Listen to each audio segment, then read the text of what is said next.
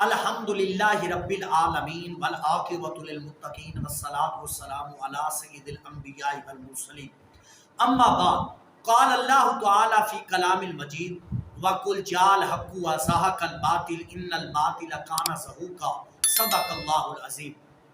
سامعین ذی وقار، ہمارا سلسلہ فضائل امیر معاویہ رضی اللہ تعالیٰ عنہ کا جاری ہے۔ اللہ کے فضل اور احسان کے ساتھ اس سلسلہ کی آج چوتھی نشست ہے۔ آج کی اس نشست کے اندر بھی ہم احادیث صحیحہ جو کہ حضرت امیر معاویہ رضی اللہ تعالیٰ عنہ کی فضیلت کے متعلق آئی ہیں، ہم آپ کے سامنے پیش کریں گے۔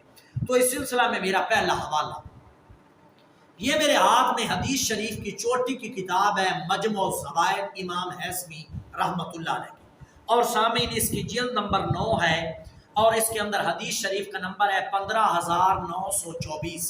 امام حیثمی رحمۃ اللہ علیہ نقل فرماتے ہیں، ان عبداللہ ابن عمر ان معاویہ کان یکتب بین یدی رسول اللہ صلی اللہ علیہ وآلہ وسلم۔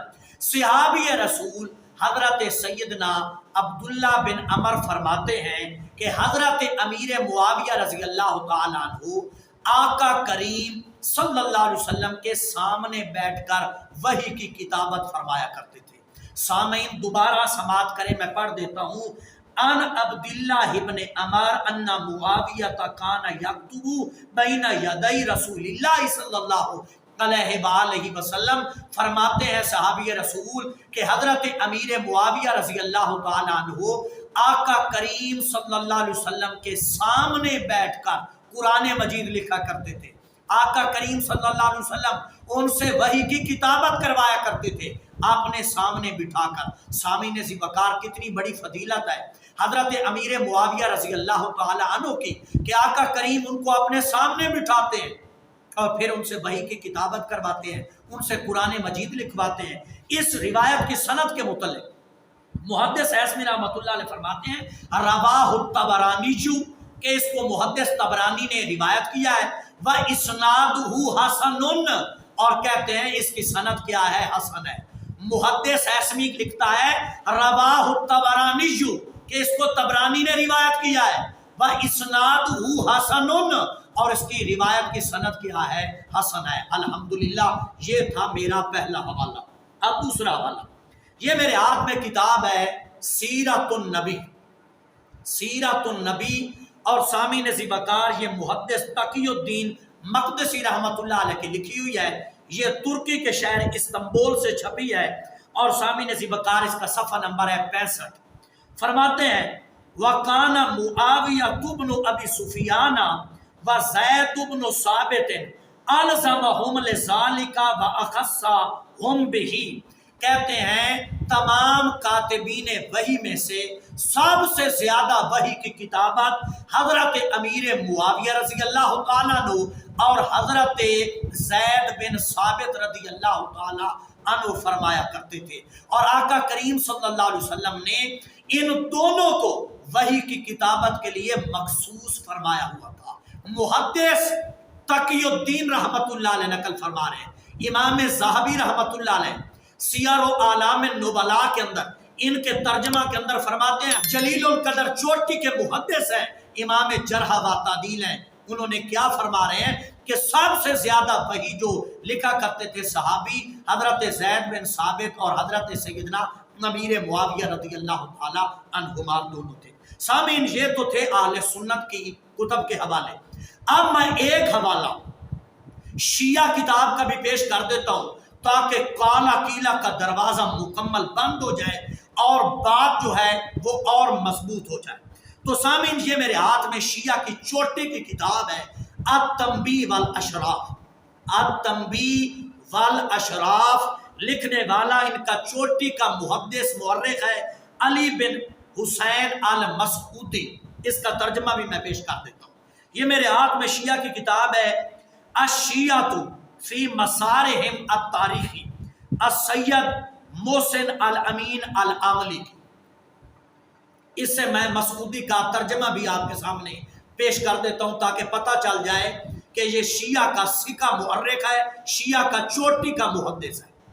سامعین یہ بیروت لبنان کی چھپی ہوئی کتاب ہے، اور اس کا صفحہ نمبر ہے 535 کیا لکھتا ہے محسن العاملی والمسعودی؟ پہلی بات تو یہ لکھتا ہے کہ مسعودی شیعہ ہے، پھر لکھتا ہے علی بن الحسین الامام فی التاریخ، لکھتا ہے کہ یہ شیعہ بھی ہے، سکہ بھی ہے اور امام ہے تاریخ کے اندر ہمارا۔ یہ شیعہ محدث خود تسلیم کر رہا ہے کہ یہ کیا ہے، مسعودی امام ہے، محدث ہے، اور تاریخ کے اندر کیا ہے، ہمارا امام ہے، جلیل القدر محدث ہے، اور کٹر یہ شیعہ تھا۔ اب میں التنبیہ والاشراف آپ کے سامنے پڑھ دیتا ہوں۔ انہوں نے جو فہرست لکھی ہے نا کاتبین وحی کی، اس کے اندر حضرت امیر معاویہ رضی اللہ تعالی عنہ کا ذکر بھی مسعودی نے کیا ہے۔ پھر آگے مسعودی کیا لکھتا ہے میں آپ کے سامنے پڑھتا ہوں۔ رسول اللہ کے کاتبوں میں ہم نے صرف انہی صاحبوں کے نام لکھے ہیں جو استقلال کے ساتھ آپ کی کتابت کرتے رہے ہیں، استقلال کے ساتھ، یعنی جو ہمیشہ وحی کی کتابت کیا کرتے تھے، اور ان میں حضرت امیر معاویہ کا نام بھی اس نے لکھا ہے۔ پھر آگے لکھتا ہے اس فرض کے ادا کرنے میں مشغول تھے، ایک مدت دراز اس میں بسر کی، اور ان کی کتابت کے متعلق صحیح روایتیں بھی وارد ہیں، ان کی کتابت کے متعلق صحیح روایتیں بھی وارد ہیں۔ شیعہ مورخ لکھ رہا ہے علی بن حسین المسعودی کہتا ہے کہ امیر معاویہ رضی اللہ تعالیٰ عنہ کے جو کاتب وحی ہونے کی روایات آئی ہیں وہ صحیح ہیں، کہتا ہے ان کی کتابت کے متعلق صحیح روایتیں بھی وارد ہیں۔ وہ لوگ جنہوں نے فقط 1 2 3 خطوط لکھے تھے ان کے نام نظر انداز کر دیے ہیں، کیونکہ اتنی سی بات پر وہ کاتب وحی کہلانے کے مستحق نہ تھے۔ پھر آگے لکھتا ہے اور نہ کاتبان حضرت نبوی کے ذیل میں ان کا شمار ممکن تھا۔ سامعین ذی وقار سنیں شیعہ عالم نے کیا لکھا ہے کہ حضرت امیر معاویہ رضی اللہ تعالیٰ عنہ کثرت کے ساتھ وحی کی کتابت کیا کرتے تھے، اور یہاں یہ بھی اشکال دور ہو گیا۔ جو بعض لوگ کہتے تھے کہ آپ نے خطوط تو لکھے ہیں، قرآن کی کتابت نہیں کی، وحی کی کتابت نہیں کی، تو علی بن حسین المسعودی لکھتا ہے کہ امیر معاویہ نے خطوط کی کتابت بھی کی ہے، قرآن مجید کی وحی کو بھی لکھا ہے، اور یہ صحیح روایات کے ساتھ کیا ہے، ثابت ہے۔ الحمدللہ یہ شیعہ کا مورخ جس کے متعلق السید محسن الامین العاملی نے لکھا ہے کہ یہ امام ہے تاریخ کے اندر، یہ اس کے الفاظ ہیں جو میں نے آپ کے سامنے پڑھے۔ اب اگلی حدیث حضرت امیر معاویہ رضی اللہ تعالی عنہ کی فضیلت کی۔ سامعین ذی وقار یہ میرے ہاتھ میں کتاب ہے التاریخ الکبیر، امام بخاری رحمۃ اللہ علیہ، التاریخ الکبیر امام بخاری رحمۃ اللہ علیہ کی، یہ بیروت لبنان کی چھپی ہوئی ہے، اس کی جلد نمبر 7 ہے، اور سامعین ذی وقار صفحہ نمبر 204 ہے۔ امام بخاری رحمۃ اللہ علیہ روایت فرماتے ہیں ان النبی صلی اللہ علیہ وسلم قال اللہم علم معاویۃ الحساب۔ امام بخاری رحمۃ اللہ علیہ نقل فرماتے ہیں کہ آقا کریم صلی اللہ علیہ وسلم نے حضرت امیر معاویہ کے حق کے اندر دعا فرمائی۔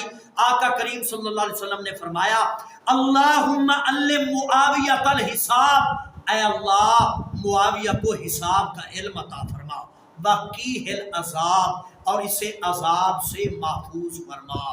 امام بخاری رحمۃ اللہ علیہ نے التاریخ الکبیر کے اندر اس حدیث پاک کو نقل کیا ہے، نقل کرنے کے بعد اس کے اوپر کوئی جرح بھی نہیں کی، اس کے اوپر کوئی جرح نہیں کی امام بخاری رحمۃ اللہ علیہ نے۔